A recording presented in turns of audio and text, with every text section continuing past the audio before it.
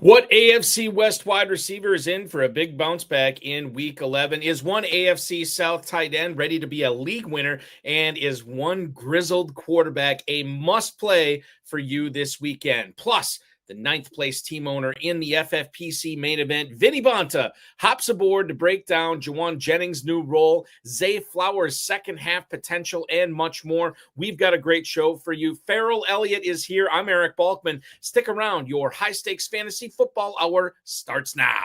Stand the pressure. I've seen greater men than need a lesson. Broadcast live and heard around the world, you are now watching the most entertaining hour of radio on the planet. Welcome to the High Stakes Fantasy Football Hour presented by myffpc.com with your hosts Eric Balkman and Ferrell Elliott. The High Stakes Fantasy Football Hour is your home for analysis from the best players in the world. And now, because no one else was available, here are Eric Balkman and Ferrell Elliott. Solace in the scripture. Are we not all our father's sons? I became a man. Nobody ever told me what a man was. Hi, hello, and welcome. Greetings and salutations to all of you Bulkaholics and Ferrelliacs. Welcome to the latest episode of the High Stakes Fantasy Football Hour presented by myffpc.com. I'm your slightly above average host, Eric Balkman. You connect with me on X at Eric Balkman. That's EricBalkman. You know me from the RotoViz High Stakes Lowdown, the FFPC Insider Access Show on the Better Sports Network, and of course, the Fantasy Football Players Championship. My co-host is indeed the definitive commissioner of Fantasy Football, one Ferrell Elliott. Coming up on tonight's show, we're going to talk about what NFC North tight end is the best start for you in Week 11, why one AFC West running back is a really smart sleeper this weekend, and the ninth place team owner in the FFPC Main Event, Vinny Bonta, stops by to break down Oronde Gadsden, Keaton Mitchell, and so much more. If you want to connect with us on X, the show is at HSFF Hour. I'm at Eric Balkman. Check out Ferrell's Kentucky Fantasy Football State Championship at KFFSC.com. You can also post on our Facebook page at facebook.com/HSFF Hour. Email the show at highstakesfantasyfootball@gmail.com. If you have any questions for us, now is the time to send them in. We'll try to get to all the chat room questions, X posts, and emails in the fantasy feedback segment coming up later on in the show. Thanks to our audio engineer and my best friend Bryce, and of course our producer and mutual friend Rob. If you are looking for some weekly action in the FFPC, look no further than the FFPC Weekly Challenge. It's live right now. There is no draft in this competition. There is no salary cap in this contest. You just pick 10 players or pick 12 players if you want to play in one of the FFPC Weekly Challenge leagues with kickers and defenses. You can win up to $2,500. You can play in a 10-team, a 30-team, or 100-team contest. Only one player per NFL team in your lineup. So if you want Patrick Mahomes, you can't have Rashee Rice. If you want Sam Darnold, you can't have Jackson Smith and Jigba. Register now at myffpc.com. These lineups are a lot of fun to put together, and they're even more fun when you're winning big with the FFPC. Remember to like this video, subscribe to the channel, comment on the video, share it with your friends, share it with your enemies, and get notified each and every time we go live. More on what's coming up next week. And the week that was in the FFPC family of podcasts. I'll tell you what's going on next week as well. Cannot do any of this without the co-host with the most, at jferrellelliott, at KFFSC official on X. KFFSC.com is where to check out the Kentucky Fantasy Football State Championship. And I welcome him in right now, Mr. Ferrell Elliott. Ferrell, good evening. I am so honored, Balky. And I must tell you, I love the way you do the rundown and talk about the contest over at the FFPC. I mean, I don't know how people can keep from playing in it after you describe the weekly challenge. It's an incredible thing. It is incredible, and it's a lot of fun. Want to chime in right now, or go into the chime-ins on the FFPC YouTube chat right now. We got James Hicks popping in. Good evening, Ferrell, Balky, and Oinker. Forgot to give him the introduction. Oinker's here. He's for some fantasy football. What do we call your Oinker? Oinker. Well, they're both Oinker. I thought I thought yours had a different name. They're both Oinker. No, mine's French, so he's Oinker. Oinker and Oinker. Yeah. Ooh la la. Yeah. We also have Tom Smith piping in. Any kids or cats planned for tonight's show? It's my wife's birthday today, Ferrell. Wow. Congratulations. Yeah, it is. Yeah. Now she's out of town. She's at a resort at a resort town in southern Wisconsin right now with their friends for the weekend. But I've already put the kids to bed, so we are good to go. No cats, no kids, no promises on those. But anything is possible tonight as we move through. Right. I want to kick things off here and talk about a player that many people have been waiting on all season long, and that is one Trevion Henderson last night. I was watching that game. I had my show from 7 to 9 last night. My son had basketball practice, and my mother brought him home from basketball, and he and I share a team. And we talked about whether we're going to start Trevion Henderson all week, and we decided to. And I was so excited to tell him what Henderson did. Yeah. When he came in, he walks through the door, sees me sitting in the living room watching the game, and he goes, "Dad, Trevion Henderson." And I said, "I know." It was crazy. He was very excited. I was excited too. 19 carries, 62 yards, and 2 touchdowns. He also grabbed 5 catches for another 31 yards and a touchdown. Obviously, no Ramondre Stevenson in this game. 22 running back carries in the Patriots' backfield. Henderson got 19 of them, and he obviously was instrumental in the passing game, catching the Patriots' only touchdown of the game, too, the only receiving touchdown of the game. He scored 5 times in the last 2 games, and he's looked better than Ramondre Stevenson. He's looked like the most explosive running back they have on the roster, and he gets the Cincinnati Bengals next week. Ferrell, here's what I'm concerned about. If there's one thing to be concerned about with Henderson, it's Mike Vrabel, it's Josh McDaniels, and a quasi-healthy Ramondre Stevenson. If Stevenson's active next week, I mean, we still got to play Henderson, right? Or are you worried that even though the toothpaste is out of the tube, the Patriots can still destroy his fantasy value in Week 12? No, I think this coaching staff, especially coming off the extra days of rest based on the Thursday night game, I think we're looking at a player here that the coaching staff understands brings a dynamic change to the offense. He's good for the quarterback. We haven't seen, and Ramondre Stevenson has had his days, but you know what? At 4.9 yards a carry of what we're getting now from Henderson, you've got to go back to 2022 to see that from Ramondre Stevenson. Ramondre has been less than 4 yards a carry. He's been slugging it out, and it's been a long time since he's looked like this kind of player. I think we see our starter now in Henderson and our complement player in Stevenson. And it'll take them both down the stretch to get there. But, yes, what a wonderful game it was to watch Henderson score and take that game over from a fantasy perspective. You know, if you had Trevion Henderson on your team's probably not doing all that great given what you had to give up as far as draft capital to get him this season. However, if you were able to survive with Henderson being a middling running back or an unplayable running back for many weeks this year, and all of a sudden you're coming up on the playoffs and you got Henderson on your team and you're in the thick of it, you'll be doing some damage. We'll see what happens going forward there. Now, I want to bring up not a rookie here, but a guy who has had the best season of his career so far, and that's Quentin Johnston. Okay. He's questionable for the Chargers game against the Jaguars this week. Limited practice Wednesday, Thursday, and Friday. He's got a shin issue, and obviously it looks like he's more likely to suit up than not at this point. He is going to be playing on a team that features a healthy Ladd McConkey, granted a fading Keenan Allen, more on him coming up later on in the show, but then this ascendant, Oronde Gadsden on this offense. Ferrell, if you have Quentin Johnston, I think you should be playing him this weekend. Despite, with the shin injury and all, I still do like him. The Jaguars have struggled against perimeter receivers. I have a sneaking suspicion that this is going to be a Johnston week, and I'm putting him in my lineups. Okay, Balky, and I can understand why you would do that. How many teams do we have on bye this weekend? 2. We have the Colts and the Saints. That's it. With only 2 teams on bye this weekend, and both of those teams don't. Naturally, I don't know how we're going to have an NFL week without Pittman, but maybe he can recover from his poor subpar performance last week. But it's going to be close. I think owners of our FFPC teams or KFFSC teams that are near the top may have better choices, more obvious choices that a clearer indication of what those receivers might do. That's just my feeling on Johnston. I'll put a lot of receivers in front of him, but I'm not hesitant to start him if I've got some bye issues and some injury issues. Would you play Quentin Johnston over Parker Washington this week? Yes. Yes. Okay. I don't even know who Parker Washington is. I'm facetious. I do.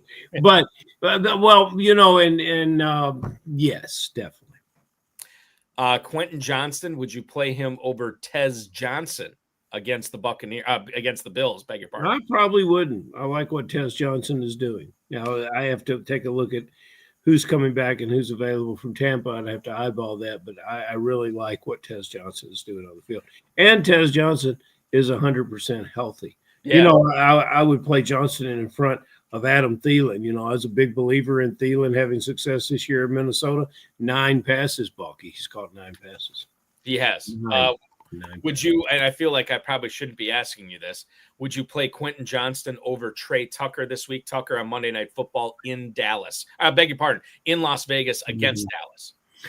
Well, anytime anyone's in Las Vegas, I feel really good for them, and I like their chances. But it depends on what I need. If my team needs a big home run, I'm going to remember that Trey Tucker is on a team. They've taken the punt return job away from him. Jacoby Myers is out of the building, and Trey Tucker has put up 45 points in a game this year, and he's playing the Dallas Cowboys. So I'm probably going to play Trey Tucker if I need to hit a home run. If I don't need to hit a home run, I might want to play Trey Tucker anyway because I think I can trust what he'll do over Johnston. So you're higher on Johnston than I am. Yeah. The thing about it is that Johnston has a wonderful quarterback, and all he has to do is show up, run the route, get open, and catch the ball because the quarterback's going to put the ball on him. You can't necessarily say that might be happening in Las Vegas. That is a spicy matchup on Monday Night Football. The Raiders are 3.5-point dogs, and it is a total of 49.5. Could be a big Trey Tucker. It's a great fantasy football Monday night game. I don't know about it being a great game, but it's a great Monday night football fantasy game. Yeah, Tom Smith chiming in. Ashton Genty, Rico Dowdle, Devon Achane should all have big games this week. He's probably right on that, too. I think Genty's going to – He usually is. Tom's usually right. Yeah, he's usually right. Genty's going to run wild on the Dallas Cowboys on Monday Night Football. That'd be good to see. It would. Dalton Kincaid, we will not see him this week, Ferrell, because he's been ruled out for the Buccaneers game on Sunday. Joe Biscaglia posting this on X earlier today. I beg your pardon, earlier yesterday. Sean McDermott decided to rule out Dalton Kincaid yesterday, despite him not having the opportunity to play in Friday's practice. Did not practice Wednesday, did not practice Thursday. Seemingly always viewed as a long shot to be playing in Week 11. Now, here's what's interesting in the FFPC, tight end premium, obviously. Dawson Knox is going to start against the Buccaneers. You also have Jackson Hawes, the rookie who caught a touchdown last week.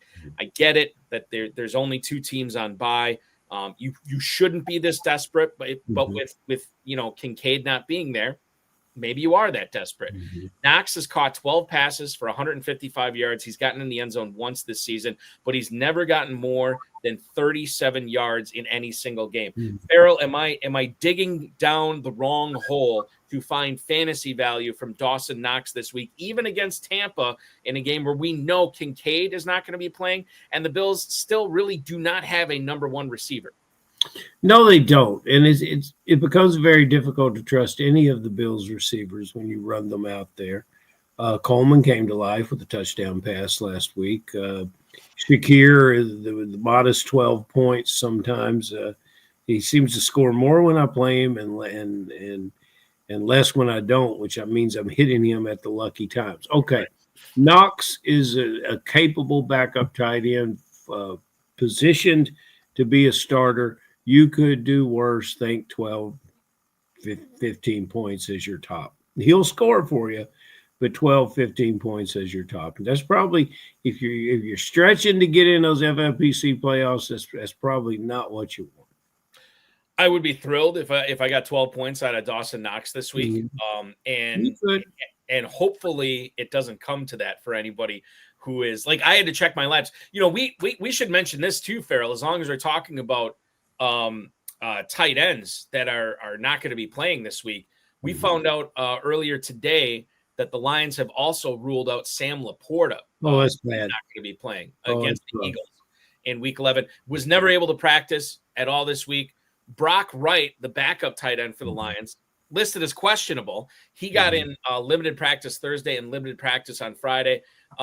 This is good news for Amon-Ra St. Brown, Jameson Williams, and Jahmyr Gibbs. However, horrible news if you have Laporta. Hopefully you have a good backup tight end, because this, I don't want to say came out of nowhere, but it did surprise me a little bit. Maybe it shouldn't have, Ferrell. Run to the waiver wire and pick up Dawson Knox. Dawson Knox, I think if you had Laporta and you've been rolling with one tight end, all season, then yes, Knox in that case, the player that you want to grab. Yeah, Dawson, you said 12. I said 12 to 15 points. That's 6 catches, 40 yards. And in that kind of controlled offense, that could happen. One more tight end topic I want to get to before we bring on the 9th place team owner in the FFPC main event, Vinny Bonta. Brenton Strange, limited in practice on Thursday, Ferrell. This is a guy who's seemingly been out since, I think, September, I want to say. He's been limited in the games, too, not only practice. Yeah. Now, the latest we got on him this afternoon is that he is not playing against the Chargers this week. Did not practice at all on Friday. So he's in this 21-day window. There was no urgency for the Jaguars to activate him this week. I don't think you want to play Johnny Munt, who's going to be starting at tight end for the Jaguars. But he's a possibility for Week 12. And I wonder what the landscape's going to look like. Brian Thomas questionable for this weekend's game against the Chargers. I wonder what the landscape's going to be like when Strange does come back and he's competing with Jacoby Myers and Brian Thomas. Won't be competing with Travis Hunter anymore. But Strange, when he got hurt, was the leading pass catcher, the most yards, receiving yards of anybody on the team. He misses all this time. I just don't know. It's a head scratcher. Expect Brenton Strange when he does come back, hopefully in Week 12. Yeah, you seem to be cashing in a lot on this Brenton Strange. You got a personal interest going on here. Yeah, I have him. It was funny because there was a lot of teams. I shouldn't say a lot. There was a few teams I drafted, Ferrell. George Kittle and Brenton Strange were my 1 and 2 tight ends. Did not draft the third one. And it was rough on those teams when both those guys were on IR at the same time. I picked him back up in a couple other leagues where people dropped him. I don't know. I think there might be something there. I don't know in a non-tight end premium league if I'm going to use him at all. But he is a former second-round pick, pedigreed guy out of Penn State. So I do believe in him. It's just a matter of him getting back on the field. Well, okay. I believe in the believers, and I think it's a wonderful thing that Brenton Strange people would want to put him on the field. I, on the other hand, as previously mentioned in shows throughout the year, I take 2025 off with the Jags. I took the whole year off, and this is I would start Laporta and pray for a miracle healing. Well, we don't have to pray for a miracle to have a great guest tonight, because we got we do. We got he's coming aboard right now. He's got 2 high stakes fantasy football titles with the FFPC already under his belt. But he's got his sights set on much bigger things in 2025, as going into Week 11, he sits at 9th place overall in the FFPC main event, a competition that will feature a $1 million grand prize to the winner. Will this guy be the winner? Potentially. We're going to talk with him about that tonight. Please welcome onto the program, Mr. Vinny Bonta. Vinny, welcome. Good evening, sir. Oh, no, Vinny. This might unmute, buddy. I'm trying to unmute him right now. Let's get in. Let's get some voice with Vinny. Go. Hold on, Vinny. Hey, sorry. We got you. All right. Hey, sorry about that. I'm trying to work while being with you guys. Appreciate you guys having me on. Nice to meet you too. Absolutely. Good meeting you, Vinny. This is so much fun to have you on tonight. Dude, 9th place overall in the main event. This has got to be electric. Because you've been up there for several weeks now in the top 10. Got to be electric looking up at that leaderboard at the end of every week and seeing your team right up at the top. Yeah, Eric, it was a lot more fun when Cam Scatterbo and Hunter was still alive for my team. So those were a little less fun than it was 2 weeks ago for the dream of $1 million that probably is less likely now. But isn't it a testament to how No. good your team is that you're still in the top 10 without Scadaboo, without Hunter? Well, Eric, not to get a little too behind the scenes, but one of your questions roasting my roster management, which is very fair, was because someone in my league dropped Aaron Jones, which then led to my entire waiver wire budget being thrown on him. So that also helps to be added Aaron Jones middle of the season. So I'm surprised Aaron Jones was even available. Yeah. He would have been right Correct. on the line as a guy that would have been available to be dropped. there's a reason I have $2 left. I got you. That was my next question, is how much money you have left. But yeah, at least you got Aaron Jones, and it's looking like his backfield right now too, which is very nice exciting. for sure. We're going to continue the fantasy football conversation in a little bit. When you're not winning FFPC leagues, when you're not hanging around the top of the FFPC Main Event leaderboard, Vinny, what are you doing for a living, sir?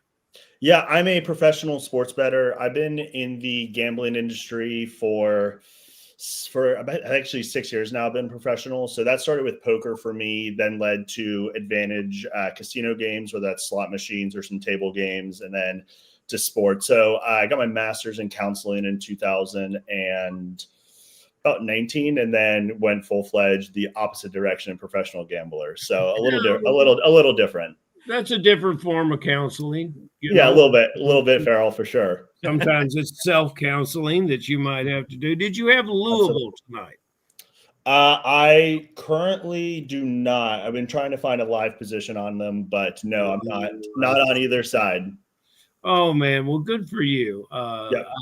When you start winning or get on a roll, do you turn that rally cap around and wear it in the front, or do you always wear it in the back? Is this the rally cap that you have on this week? Or That's a great question, Ferrell. I think it's more if it's on my head, that means I'm either winning or barely losing. It's when you lose a lot, the hat's on the ground. Yeah, you throw that damn thing across the room. I think it's a much better indication. Yeah. But yeah, I've been going really, I would say scaling for like a business standpoint with others, having people work for me and others for about the last 3 years. So I will say I'm much more into the best ball streets because of a lot of the tools available, makes it from like a time ROI worth it, where these contests, I'm a massive whale in. I mean, I'm probably losing in most of these fields, especially with the week-to-week roster construction or the ideas in season. I can't keep up nearly as much. So I would say you want me in your league, because I will make mistakes all over the place for sure. Yeah, we want the guy that's in 9th place in our league. Let's try to sell one hard bug. Okay, here's something that this is one of my favorite receivers in the league. Juwan Jennings, San Francisco. Yep. This week at Arizona, he gets his quarterback returning from the toe injury. Although I thought he had some pretty good things going on with Mac Jones. You could have got some long odds on Mac Jones being successful this year. Of course. And Ricky Pearsall comes back. So really what I'm looking for is a commentary. Our great guest and great friend of the FFPC, the KFFSC, Stephen Giorgalis, said early on, why all the talk about Jennings? He only had 2 or 3 good games last year. And that's correct. What I've seen from Jennings this year is a little bit more stability. And he's one of those guys that sometimes pops up with a 45-point game. Mm-hmm. How are you handling this mix of players this weekend? Because I'm tempted to leave Jennings in a couple of my lineups, but I want to hear your thoughts on Jennings with all these things happening. Yeah, Ferrell, I would say, again, I would – in domains that I feel like I'm an expert, I will comment and give a great opinion. This is one I don't feel as strongly about. I think it's obviously pretty roster dependent of more than anything. I mean, I think the biggest note of why Jennings was someone I was very high on is just his third down success rate. That's pretty quantifiable, and you can change year to year. That's something that can be a pretty good litmus test for success and stability outside of in other areas. So I don't know, like, I think the healthiness is one that's really difficult for us to truly know. I would say Jennings in the offense is going to be more of a consistent person from little, I would say. So I don't know. I mean, I would say completely where you stand from if you need upside, I like Jennings for that standpoint, and it all depends on roster. Yeah, and you're right. That third down, I think about that. He's such a big guy. He wins the 50-50 ball. It would make sense that he delivers for you on third down. Vinny, I got to ask you, the betting aspect, do you think playing best ball, playing season-long fantasy, does that make you a sharper bettor, and then vice versa? Does the betting help you become a sharper fantasy football player? That's a good question, Eric. I would say from a game theory perspective, I do some live football, but really most of my sports betting is in other sectors, a lot of derivative markets, and then also not as much from the player prop standpoint. Player props are really hard to get a lot of liquidity down, actually pretty relevant with all the illegal sports gambling being props. A lot of misconceptions are happening that aren't really accurate. They're being said, but in general, I would say, like, for me, the reason I would say I'm smarter in that, like, I don't know if you guys have seen the movie. Gosh dang it! They have a line that says, in any industry, you either need to be first to be the best, you either need to be the smartest, the first, or you need to cheat. Those are the only three ways. And for me, what I would say in the sports domain and in best ball, I just listen to people much smarter than me, Eric. So, like, for me, I think the ego goes down, which sucks because I feel like a poor guess. Because for me, my fantasy football expert comes to a lot of people who I listen to, and the tools that I use were much less than myself, and just being able to discern who I feel is quite sharp opposed to who I think is kind of just a sucker. The movie you are referring to stars Kevin Spacey, Paul Bettany, Margin Call, Jeremy Irons. There you go. Margin Call came out 14 years ago. So it's a great movie, but it's a great line, and it is true in life. I mean, I think we all want to act like we're the main characters of the story and the smartest person in the room, and I don't think that's the most important skill always, and could lead to losing quite a bit.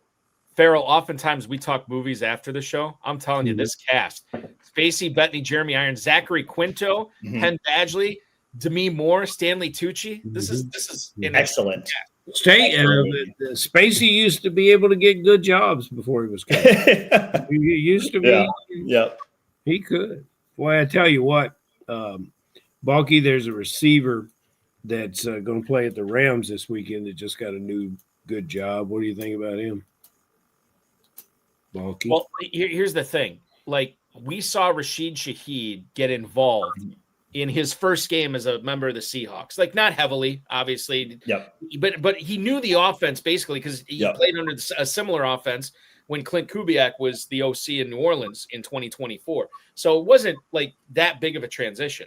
But I will say, seeing him utilized right away in the first game has me kind of interested to see what's going to happen going forward. What do you expect, Vinny? Not only this weekend when the Seahawks play the Rams and what could be a deciding game in the NFC West race, but maybe also to determine the number one seed in the playoffs. What do you expect from Shaheed this weekend? And then what do you think we're going to get from him down the stretch here as he gets more and more acclimated to his new teammates, new coaching staff in Seattle? That's a good question, Eric. I mean, I think for my roster construction specifically, I was really excited to have him in that week 15 to 17 high leverage in a 16-17 where I either need to gain on the field, not be a consistent starter for my lineup. And I don't know, like, you get the push-pull, right? I mean, you're in a much more efficient offense, but the targets will be down. I mean, he is not going to take enough targets away from JSN, nor should he, that he would get in New Orleans. But the quality of target should be much higher. So it's a really difficult one where I think it is a net neutral, and it's going to really determine how you want to play it in those crucial week 15, 17 weeks. So I think it's a net neutral for both reasons, and I can see the arguments from both sides, which is the worst opinion you can give. Oh, the warmest places in hell are reserved for those who are neutral, Mr. Ben. Actually, I wish I want to lie through my teeth like I know that's how you get clicks. That's why I'm not on First Take. Either Churchill or Kevin Spacey said that, Balky. I don't know who it was, but I will say this: like, for all the shows that I do, like, I'm also not like a heavy, like, oh, it's this way or that way. I'm not a polarizing guy. I recognize, and you as a pro sports bettor probably recognize the need to understand range of outcomes, because that's how everything is usually decided, right? Mm-hmm. And so I don't like to be the guy that's so heavily on one side or the other. Yeah, I have leans. We all have leans, but I'm not. I understand. Like nothing surprises me anymore in pro. I'm 45 years old. I've seen too much crazy stuff. You've seen enough. Yeah. Like so, I know that like it's a fool's errand to say like this is how it is. This is how it's going to be. Yeah. Book it, ship it. You know that's not the way that sports works. But Eric, I think you do bring up a really good point. And I think one thing that's really exciting about Shahid is for that stretch run, which is the only thing that matters. Like, yes, it's really fun to be in 9th place. It's really fun to be in 3rd place, but I'm fighting for 5,000 in that sense, where I think Shahid is still an excellent bench player and a really good leverage play to have during those crucial weeks, which is what really matters. And I just love having those types of players to be able to put in when the money is all in. Right. He's the kind of guy that if he had a breakout game, a huge week, you could say, I saw that coming. Yeah, of course. I expected that from him. Absolutely, Ferrell. When this player was in college, I looked at him, I said, holy smoke, it's the next Tyreek Hill. And then he gets drafted by the Baltimore Ravens. And I said, well, he's going to contribute. And things are going to be different. And it never has been. And I view I view Flowers as the kind of guy that will always underperform in the numbers, but will always be expected from fantasy players, great expectations. This year we're dealing with 50 catches, which kind of puts him on par. I said he would end up 70, 75 this year. We're dealing with 1 touchdown. Andrew's still getting most of the touchdowns over there. Right. What do you see from Flowers going forward? Ferrell, I would like that range of outcomes to start hitting the tail ends of touchdowns because he is a guy who I'm going to, like you said, I'm going to fall in love with and really what you're seeing from JSN, I would love to be able to see of a guy who can just win at every facet. I would love to see the touchdowns obviously start going his way a little bit more and for the Lamar to come a little bit more clean from an injury standpoint. And, like maybe there is a sense of we won't see Lamar pushing it from a run standpoint in the 15, 16, 17, which hopefully is going to be pretty beneficial for Zay. But he's just the type of guy I'm going to die with all the time. Like a guy who gets open, a receiver who gets open in fantasy football is just my favorite type of guy in every format. So, has he been disappointing? Yeah, for sure. And I wish I had a lot more. And a lot of people much smarter than me have told me to keep betting on Zay Flowers. So I'm going to keep losing money doing it until hopefully I eventually win. But I had a very similar feeling to you, Ferrell. And I really do think there's still a lot of upside. And I think the volume can easily be there for him. He was a 5th round draft pick, Balky, by the time we got to the Paris and Planet Hollywood and all the area in Vegas and we're drafting. Was that about right? Yeah, I'm going to look that up. It does not strike me as that, but the more I think about it, I think you're right. I got him in the 6-7 turn at mine, but I think that draft was, I believe, the last week before because I only really fired the FFPC main. It's kind of interesting. My mom, I got her into fantasy football for the first time. We did a main event team. She bought a little bit just to get her some excitement, and then I'm like, oh wait, every entry after this is $1,600. So I'm like, oh, you guys got me. Awesome. Congrats. So because of that, I got more teams in than I initially would have done in general. But yeah, he was I think I got him like the 7-1 in general, but that was pretty late from. Yeah, 604 was his ADP, final ADP of the season. It was right after Pearsall and Waddle, right before Pickens, Travis Hunter, and Rashee Rice. So that's where Zay Flowers was going. I want to bring up tight ends here. And I'm going to phrase this in a very polite way because I don't know. There's a lot of explanations for a lot of stuff. Now, currently in your Week 11 lineup, I noticed Dallas Goedert in your starting lineup. I noticed Oronde Gadsden in your starting lineup. Makes perfect sense for both those guys to be in there. Just stop. Okay. All right. No, so everybody's like, okay, well, what are we getting at here? Well, what I'm getting at here is you also roster 2 other tight ends on this team, Taysom Hill and Jonnu Smith. Now, I know of a few reasons you might want to keep these guys around, but I want to know why Vinny Bonta is keeping these guys on his roster right now. You have Goddard and Gadsden. Why are Hill and Smith still important to this roster? The question is, are they? So I had a next luxury of having a running back room of Taylor, Jacob, Scatabo, Aaron Jones. So my running back room was safe. The biggest issue of my team was the early season Goddard pick, where he showed some early injury concerns. The pass game for Philly was questionable. So I really wanted to shore up that tight end room that all my other rooms felt pretty confident. And then Gatson blew up, who was a big guy just from his college stuff that I had a ton of best ball, just really like. I've been, I think, 3 of my 5 main event teams. But the issue was when I would start, and then I wanted Hill just because I thought the Saints' total volume of plays were going to be much higher. I was buying the coach speak of the running gun offense. I thought Hill is like another type of guy I really like to have from a really low ownership perspective who can have those 2 touchdown games that seem quite good. But then Goddard really was a focal part of the offense. Gatson did. So then I'm like, cool, I have my tight ends. But then you lose Travis Hunter. Then you lose Cam Scatabo. So you drop those guys ahead of them. Then you put all your waiver wire budget into Aaron Jones and you have $3. So the issue is not from a standpoint of me really being super in on these guys now. It's a game of prioritize Aaron Jones, and now I've guys on the IR. So they are spots for me most likely. The $2 you're keeping around for like a kicker or something like that, just in case. Yeah, I have right now I have Pinheiro, who is a week 14 buy. So still from like a money made standpoint, I believe that having to get that kicker for the week 14 championship would be probably enough money to overcome opposed to the other players I've seen. If I can find someone, that might differ, but yeah, that would happen. And then in the rare case of if a Jalen Hurts hits hurt, I'd pick up a second quarterback to go through the playoff run. So all that just seems a lot more important to me. I agree with you, Eric. I wish I didn't have Taysom Hill and Jonnu Smith also on the roster. I wish I had Travis Hunter and Cam Scatabo still, but sadly. But here's the thing. Like the opportunity cost for that was getting Aaron Jones on your roster, which much more important. Prove very fruitful. Yeah. For you. Curiously, what did you pay for him that you won him? It was in the 600s, I believe. Okay. Right. Yeah. A guy like that's just way too important. He cannot. What would have got him? What was the second bid? My league was they were so bad. I mean, I think it was like in the 300s. I mean, it was embarrassing. But you could have $302 right now. But you could have known that. There's no way you could have known. He's a numbers expert.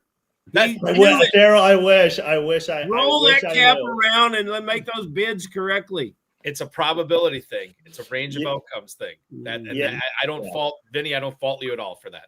Yeah. So, but yeah, we'll see. I mean, they're dead roster spots that I wish I didn't have, but I'm happy with the way it played out outside of the decision process. I wish I'd maybe saved like $3 or $4 extra. But again, I'm bad. Like the waiver wire stuff, I am bad at. I'm going to make terrible decisions. I'm going to make horrible lineup decisions. I do it every week. I do it at 9:55 p.m. Like lineups at 12:55. It's just not my main priority. So I'm going to make mistakes, which sucks. But well, I got news for you, Vinny, and you probably already know this. There's a lot of people that put in a lot more work than you do as far as managing these rosters and putting bids in, and they still make a lot of mistakes as well. Of course. It's fantasy football. It's the best. That's why we do it. That's why you can gamble a little bit, even if it's slightly minus EV. I get the minus whatever thousand at the end of the year to put into the taxes. I love that. I find fantasy football players very, very generous.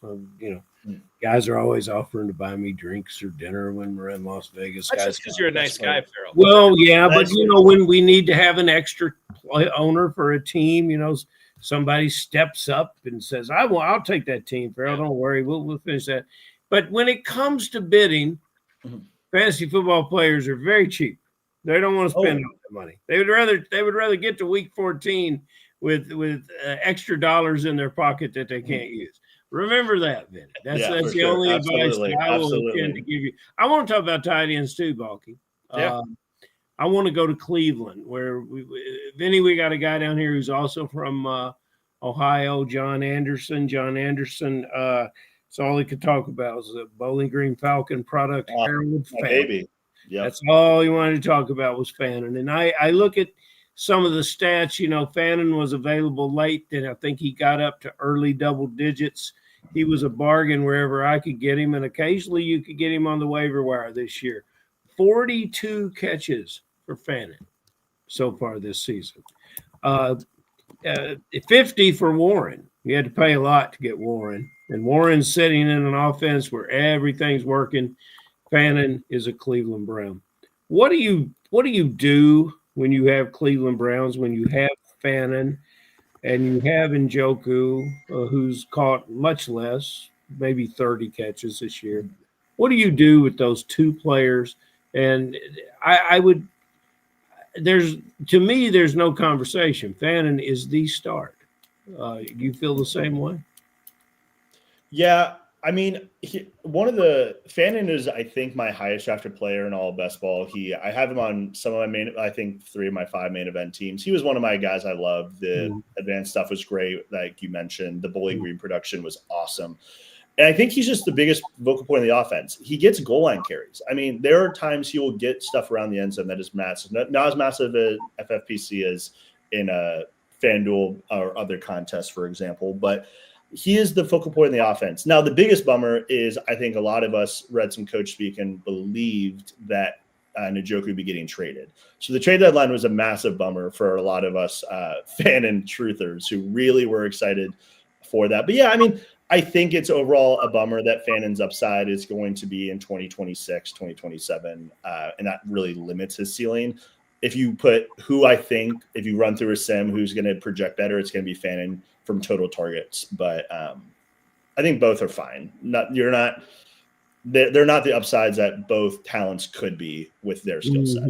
You know, I think that a lot of people, and definitely myself included on this, the majority of my roster now, for a lot of my leagues, is not going to be super long on wide receivers. It's going to be long on backup running backs, because if one of these starting running backs goes down, you get maybe a 1 or 2 week window with the backup. That could be what propels you up the leaderboards and into the huge money.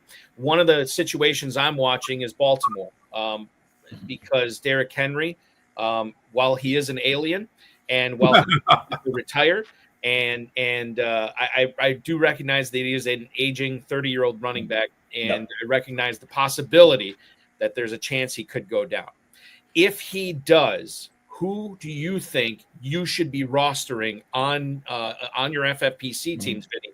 Is it Justice Hill or is it Keaton Mitchell? In the event of a Derrick Henry injury, who's the biggest beneficiary there in the backfield in Baltimore?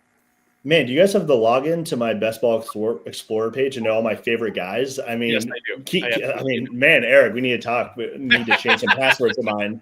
Yeah, I mean, so I'm coming into this. I think Keaton Mitchell is my number 1 drafted running back as well, which is quite funny. So again, when you're winning these contests for 15 and 17, and again, I might be around my behind in terms of the roles that would happen in that time. I don't see a reason why the majority of the outside and third down stuff winning could be Keaton Mitchell. I still think the upside seems quite high for a week that you were looking for in those crucial weeks. Now, I could be very wrong. I thought Mitchell would have either a little bit bigger role or be treated. It was quite bad, in my opinion. But again, the Derrick Henry injury, it might still be good. I was really pulling for an injury. I lean Mitchell. I could easily be wrong.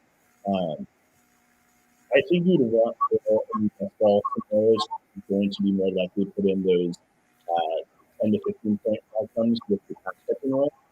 I believe I would say Mitchell, but I also like to swing big in this case. So I could also be, but I think Mitchell. Mitchell, okay. Now, Vinny, one of the first rules of broadcasting is just lean in and stay over that mic because we want to hear these fine words that you're laying on us. He's got his pods in, Ferrell. Yeah. I have my pods in, so I'm sorry. I'm sorry if they're not catching everything. That's fine.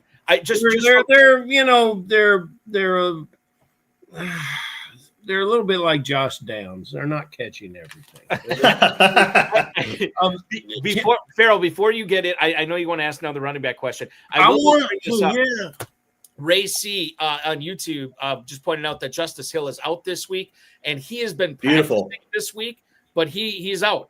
Despite being a limited participant in practice, he's got a toe issue, and apparently Keaton Mitchell, who is battling a knee issue, not even on the final injury report. So Beautiful. It's looking very good that Mitchell's the right guy there. To your point, Vinny. Ferrell, I'm sorry for interrupting. Go ahead. You did not interrupt, sir. You came in with very important information, and I was impressed by it. And I want to give you, you're talking about those late round running backs, Balky, for next year. I was on those late round running backs this year. Any success that I may have, I probably owe to that. Woody Marks was one of them. And God bless Woody Marks. I haven't always played him at the right time, but I sure think I'm going to play him this weekend against the Tennessee Titans. 140 yards, 27th in rushing defense, 140 plus yards. The Titans give up on the ground every single game. I'm thrilled to have this player in the lineup, and I really don't think of a lot of players that I would flex over him. How much Woody Marks you got, and do you feel is engaged with this Texan running back as I do? Yeah, I like Woody Marks a lot. I have another first place team in the main event, and it's a 0 running back. Looks a lot different than the team we've talked about. And it's a Woody Aaron Jones backfield. And I think the upside on that team is pretty low, but I don't feel like I'm missing because of Woody. I think the pass catching role, and I think we saw a pretty big delineation last week of a role that Nick Chubb could have had that he didn't. And yes, it was a very pro Woody script of getting behind quite early. But even before that, he was getting a lot more work. And it's one of those things with these rookies that's so exciting. When the toothpaste is out of the tube, going back feels pretty bad. It feels really, the pressure oftentimes when we talk about these NFL coaches that they might make suboptimal decisions often comes from the perception of their fans and their management. It's really hard to want to then go back to Nick Chubb after what we've seen from Woody. So Ferrell, I think you're spot on of having Woody for a lot going forward seems really good to me. I wish I had a lot more than I do personally. I just wanted nothing to do with the Texans backfield personally. And I might cost me some money down the road. Well, the thing that irritated me about it was I could tell this guy was a pass catcher, coming out of college. And then they went ahead and got Nick Chubb. And I'm like, God, I just totally see the Texans wanting to grind clock, play with a tough defense. D'Amico Ryan's putting his stamp on that. And I didn't know if Marks was ever going to have the opportunity to be that guy. And by the way, there was a lot of smart people out there saying that he wouldn't. Like, it's not in his skill set to be a 3-down guy or even a 1B. And we're kind of seeing that maybe he is capable of that. He's going to have another opportunity to shine again this week in week 11. I want to get to a few emails here as long as we have some time with you, Vinny. Roger in Gardena, California writes, which Packers receiver should I roster the rest of the way? Matthew Golden or Jaden Reed? Thank you for the email, Roger. Vinny, how do you feel about Golden versus Reed? Man, Reed is a really hard subject. In my highest stakes leagues I'm in, I have him on both of them, and man, does it suck. And I'm not sure. I haven't kept up to date with the Reed injury news. My assumption is it's going to be pretty difficult for him to be a major part of this offense. So purely from what you expect to get, I still think the first-round rookie, even though he has been quite disappointing from what I was hoping for, it just seems like a safer bet if you had to pick one of the two. If Reed were to be 75% of what he is, you choose Reed. I mean, Reed is the guy you would want for these types of late-round weeks. But, I mean, I think it's just got to be Golden, right? Am I missing something, Eric? The only thing I'll say about Reed, and I think Rob Domofsky from ESPN posted this on X yesterday, both Marshawn Lloyd and Jaden Reed, neither one of them have their practice windows opened up yet because they're still both on injured reserve. However, this week, and they couldn't take video or photos or anything like this, but this week he did report that both of these guys were working up quite a sweat, working off to the side. Yes. It's the most vigorous that they've done anything in practice. As far as how long they've been out. So I would imagine they're fairly close, but you never know. The thing is with Reed, I mean, with no Tucker Kraft and Christian Watson now battling a knee and a hamstring thing.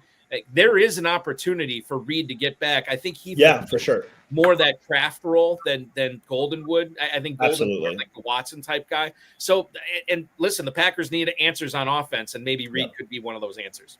Yeah, and Eric, you bring up a good point where I think initially in the season when the injury first happened, it was, man, if the Packers are really playing as well as they are, why rush this guy back? Save him for the playoffs, save him for a little bit later. Doesn't look that way anymore. So, man, I mean, I think what you said is correct. But again, this is a difficult thing of projecting injuries as three guys who aren't medical doctors and just trying to read the little Twitter notes. You are absolutely correct. If Reed is a 75% or greater of what he is, it's not even close, Jaden Reed, from what we've seen from Matthew Golden. Nothing would support Matthew Golden outside of the people who love rookies. But the only reason I even bring Golden up in the conversation is we've seen these rookie receivers the last third of the season, the second half of the season, especially these pedigree guys in the first round. We've seen them take off. I don't know if that's going to happen with Golden this year, but I at least bring it up as a possibility, as again, a range of outcomes. Of course. But usually, correct me if I'm wrong, this could be wrong. Usually that also comes from an increase of workload as well. Matthew Golden's one of the few guys who's gotten to one of the better range of outcome scenarios for him. He got the Jaden Reed injury. Christian Watson was still hurt. The beginning was supposed to be that. I feel like it's less likely for me to see the rise from these guys who've gotten a ton of work and for that to change during the later part of the season opposed to more opportunity, I guess, when he got that already. But I could be way wrong. But yeah, I think Golden is a more likely 2026 and beyond potential. Totally. For me.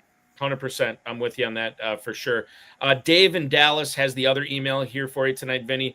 He says, "What's up, Vinny? How much of the backfield touches is RJ Harvey going to get this weekend with no J.K. Dobbins? Good luck the rest of the way." That's Dave in Dallas. So RJ Harvey, the lead guy now in Denver, but he's still dealing with Tyler Bidet, Jaleel McLaughlin. God knows Sean Payton will probably bring Terrell Davis back at some point. Orlando Scary, I would imagine, would factor in this conversation.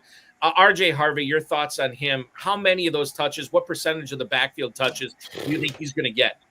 Man, if we could predict what Sean Payton was going to do, the three of us would not be doing this podcast. And the Cayman Islands retired. I mean, it would be it'd be a lot easier, man, to do. But yeah, I mean, my guess is whatever we project, it's going to be lower than that for some reason. But I have no idea. I haven't looked at what his splits. I didn't look at anything really from last week, which should be a pretty strong indicator. I wish I could give a better answer. I know nothing really from last week about what it looked like. You guys have much better insight than I do. I think the head coach will look down that bench at all those other guys Balky just mentioned and keep Harvey on the field. I hope. That's exactly great. I think will happen. I don't know. Ferrell, do you remember at what? Well, I mean, I guess it doesn't matter because Dobbins finished the game last week. Despite the injury, he had 18 carries to RJ Harvey's 4. Dobbins had 1 catch. RJ Harvey had 2 on 3 targets. So it was still a lot of Dobbins, but Tyler Bidet had 1 target. There was nothing else in that backfield going on besides Dobbins and Harvey. So but Dobbins has been ruled out, correct? He's out. Yeah, for a while. Who's been getting the third down work, Eric? Is it I would be shocked if Harvey is getting the pass down work still. I thought it was the McLaughlin.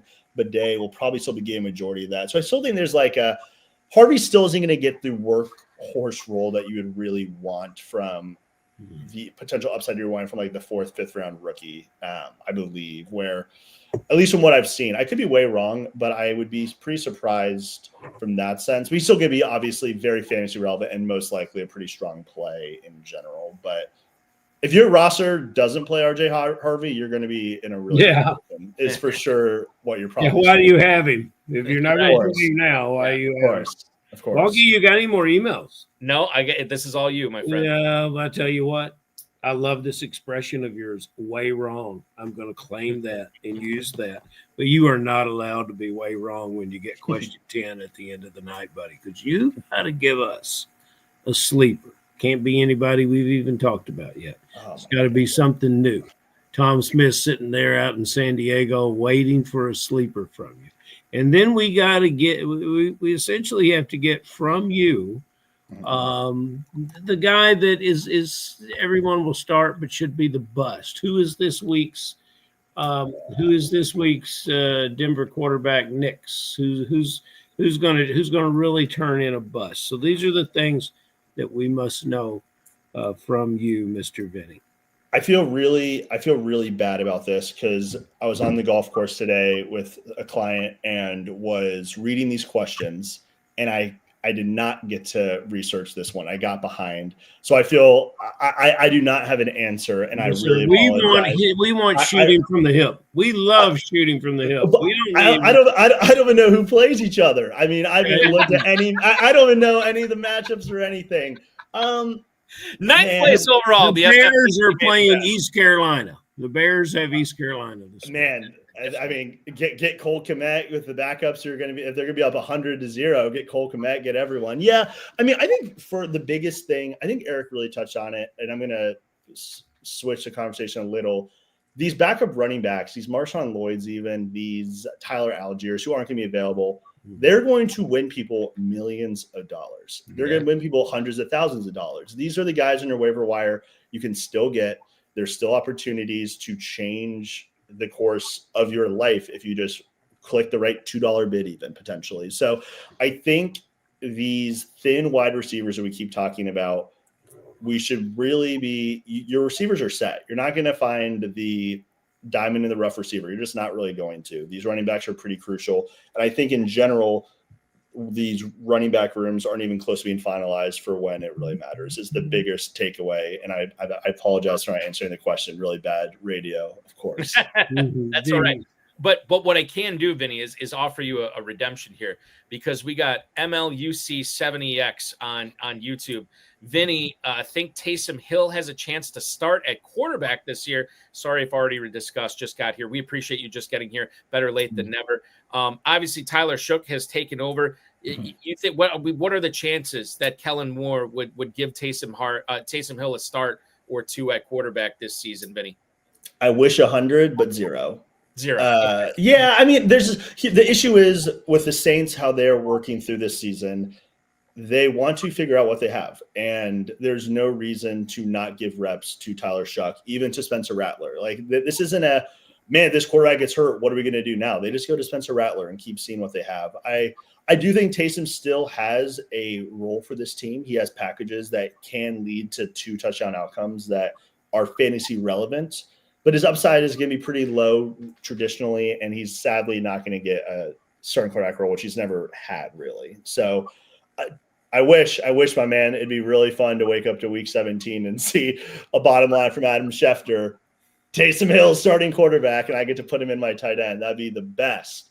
But I sadly do not see that being the case. I am 100% with you on this for sure. Ladies and gentlemen, his name is Vinny Bonta. He has no idea who plays who this week. And he sits in 9th place overall in the FFPC Big Event. If there has ever been a ringing endorsement of literally anybody can get up to the top 10 and make some big cash. Now, Vinny's a smart guy. And that there's no doubt after our conversation tonight. But the fact of the matter is, like, and you admitted all these mistakes you made, still in the top 10. Cam Scadaboo gets hurt. Travis Hunter gets hurt. You're making mistakes on the waiver wire and the lineups. You don't know who's playing who. 9th place overall in the main event. Kudos to you, sir, and kudos again. You are remarkably intelligent when it comes to this, and maybe not the greatest judge of talent as far as deciding whose podcast to come on, but we see you slumming it and hanging out with us tonight on a Friday night. We're going to let you get back to sports betting tonight. Thank you. Thank you so much for hopping aboard, dude. Good luck the rest of the way, and we'll definitely have you back on if indeed you do cash that $1 million. Hey, thank you so much for having me. Ferrell, I am seeing Clemson up 1 with 1:20 left. So never give up hope. But, never give up. Well, thank you so much, guys. It was an honor, it was a privilege, and hope everything goes well for you guys. Absolutely. Good luck the rest of the way, Vinny. Thank you. Thank you. Bye. Yeah, we'll see you soon. Vinny Bonta, ladies and gentlemen. Vinny was here in the main event. Yes, he was, and he crushed it. Super smart guy, super awesome. And we got something to watch now on our movie list with Margin Call now being added to my. Did you ever see it, Farrell? Maybe yes, you saw I it. have. Okay, so it's on my list. It's on my list. I'll watch it again, Bucky. We'll watch it. Okay, want to get to some emails here, some more emails that came in, some starter sit questions. Farrell, Gary in Crawfordville, Florida. Hey guys, would you start Colston Loveland or Luke Musgrave this week? A tight end question, certainly not the greatest of tight end questions. Colston Loveland in Minnesota, Luke Musgrave in New York to take on the Giants in the Meadowlands. Ferrell, I am leaning, despite Cole Kmet being healthy, I'm leaning towards Loveland here. Oh, of course you are, Balky, and I don't know why, other than you had to listen to too many of those pros that wanted Colston Loveland back in July and August. Don't do it, Balky. Musgrave's a player that we've always loved. The tight end position is important to Jordan Love and the Green Bay Packers. Put your Packer on the field. Colston Loveland has 21 catches this year, Balky. You're not going to get anywhere with that. Go ahead and invest in Musgrave this weekend. You know, both of them are kind of like on the uptick, right? But Musgrave is not sharing that tight end position with anybody as talented as Cole Kmet. So I think there is something to be said for that as well. But are the Packers going to have to throw the ball? I don't know. The Giants' rush defense is so bad. It's just going to be a big Josh Jacobs game, in my opinion. Moving on to the quarterback position. Who's next? We have Dan in Buffalo Grove, Illinois. Do I have to play Joe Flacco in favor of Baker Mayfield in my Big Gorilla on Sunday? Thanks so much. That is Dan in Buffalo Grove, Illinois. Joe Flacco taken off the injury report. We were worried about the shoulder. He's not on there anymore. He goes to Pittsburgh. And remember the last time these two teams played, I believe it was a Thursday night game, and they called it the Icy Hot Bowl, right? Where Flacco and Rodgers they just both lit it up. It was insane. Flacco this week at Pittsburgh over Mayfield in Buffalo. I think I'm actually going to play Flacco here over Mayfield. Mayfield, yes, he's got Egbuka, but no Chris Godwin, obviously no Mike Evans. I know we like Tez Johnson, but I wonder how long love Tez Johnson this up with these sort of non-pedigreed receivers, whereas Flacco has Higgins and Chase. You can't argue with the players around Flacco. Everyone knows I'm not a big Baker Mayfield fan, but Baker Mayfield seems to elevate his game to a level when he's playing against certain blue-blooded pedigreed quarterbacks. So I'm gonna go ahead and say Baker Mayfield toe-to-toe with Josh Allen, who's not been his best lately. But I'm going to say that I'm going to run Baker Mayfield out there in what I think is a much more important game. The running back question we have this week, or at least the running back question I've selected, comes to us from Mike in Trenton, Michigan. Torn between Kareem Hunt and Kenneth Walker for this week. What do you all think? Well, thank you for the email, number one. I will tell you that Kareem Hunt is in Denver, not the greatest matchup. Sharing the backfield maybe a little bit with Brashard Smith. We know Isaiah Pacheco got ruled out already, so we don't have to worry about him. And then you have Kenneth Walker, who after last week, it sort of went back to an even 50-50 split with him and Charbonnet in that backfield. Walker goes to Los Angeles. Again, not a great matchup there. I think I lean Kareem Hunt here. I don't love either of these plays this week, but I do trust the volume with Hunt a little bit more than I trust the volume with Walker at this point. If I had to make this decision between now and Sunday, I would change it 6 or 8 times, and then I would think of Balky saying, if you think long, you think wrong. And with these two players, Walker is my sentimental favorite. Hunt is my touchdown-dependent favorite. And our emailer has really got himself into a rough situation here with these two players. He didn't say, maybe he's missing Jonathan Taylor or Alvin Kamara or somebody like that. I have no idea, but yeah, it's not a great situation to be in. And this might come down to the coin flipping portion of fantasy lineup setting on Sunday morning when it comes to Hunt v. Walker. Jimmy Williams popping in right now on YouTube, Ferrell. He wants to know your take on Michael Wilson this week, with Marvin Harrison Jr. recovering from that appendectomy. What do you think about Michael Wilson for the Cardinals against the Niners this week, Ferrell? Always liked him, always expected more. This might be the opportunity. We'll get Vinny back here. This could have been his sleeper.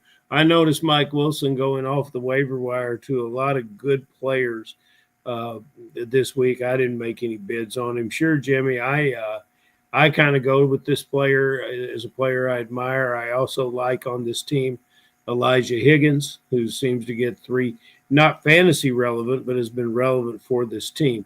But I believe Wilson could be the fantasy relevant player there. And I got to give a shout out to Jimmy Williams. He started our good friend Fetch losing streak. Poor Fetch. He beat Fetch in a game. In every fantasy listener, this is not helping anybody win everything. But anybody that's been on the show who might think this, why does this always happen to be? Jimmy beat Fetch by 0.70 points. Fetch came back the next week to score 201 point, only to have his opponent score 201.50. Unbelievable. And Jimmy is responsible for getting that started. So Jimmy is an enemy of the Fetch program. Yeah, enemy of the Fetch program, not declaratively. So Jimmy's not an enemy to anyone. He's absolutely the loveliest guy that you could ever meet. And I think he's going to come over and play in the Super Bowl, Super Sunday, Sweet 16 bulky, as you should. That is the plan. That is the plan. Okay. Tom Smith also chiming in. Ferrell, this is an important question for you. Would you play Michael Wilson over Michael Pittman this week, even though Michael Pittman's on bye? Is Pittman a strong enough player to accrue points on the Colts bye week?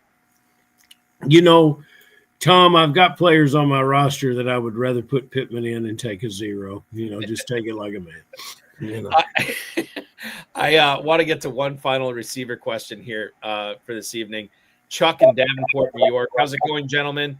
Is this the week I bite the bullet and play Troy Franklin instead of Keenan Allen? Have a great week 11. That's Chuck in Davenport, New York. Chuck, thank you for the email.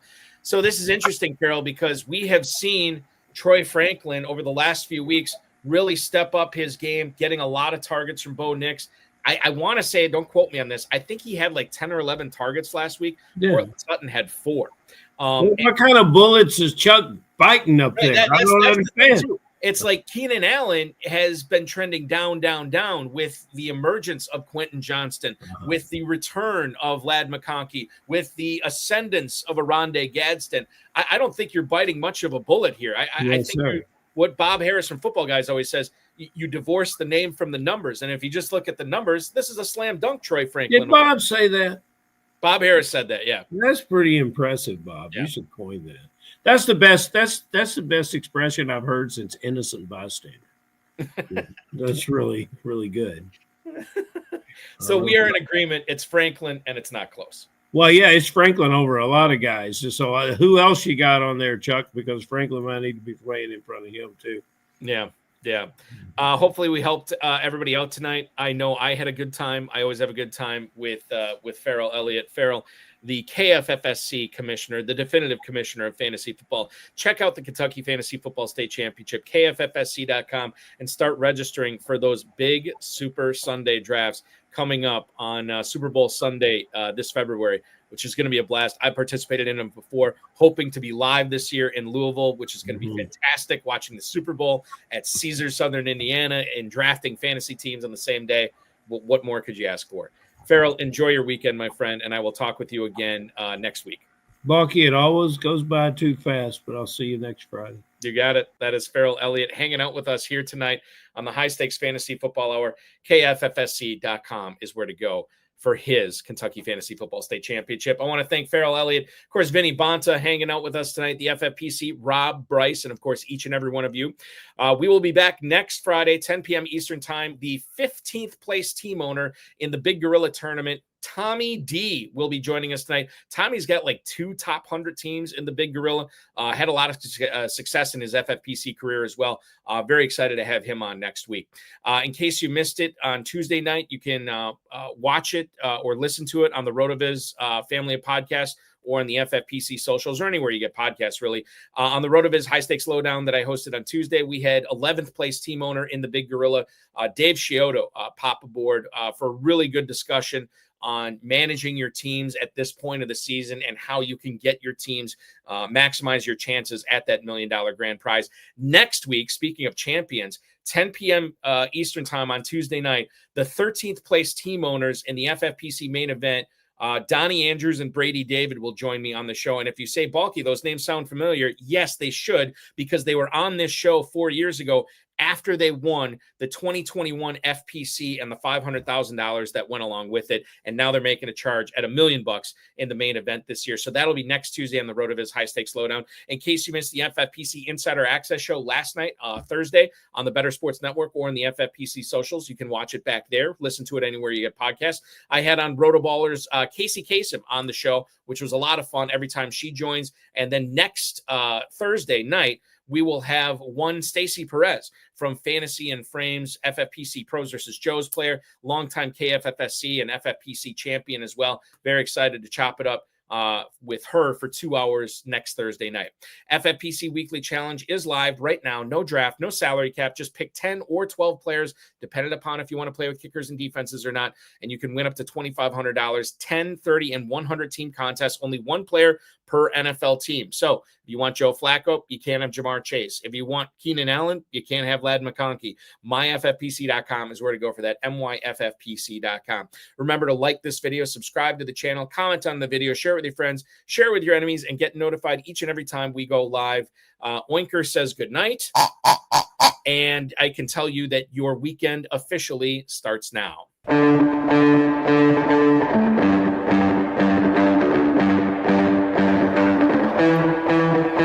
This has been another episode of the High Stakes Fantasy Football Hour presented by MyFFPC.com.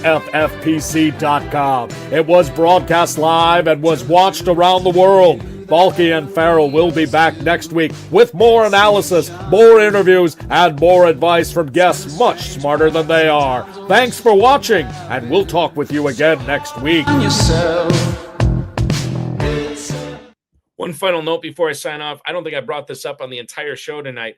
We have a 9:30 a.m. Eastern time kickoff between the Commanders and Dolphins from Madrid, Spain on Sunday. So make sure you are getting your lineups for the FFPC submitted either Saturday night or early Sunday morning. And that Sunday morning waiver wire run that we have that goes off the board at 10 a.m. Sunday morning, those Commanders and Dolphins will not be eligible for that. So keep that in mind as you get set to enjoy Week 11 and make your FFPC fantasy football playoff push. Thanks for watching, everybody. Talk with you again next week.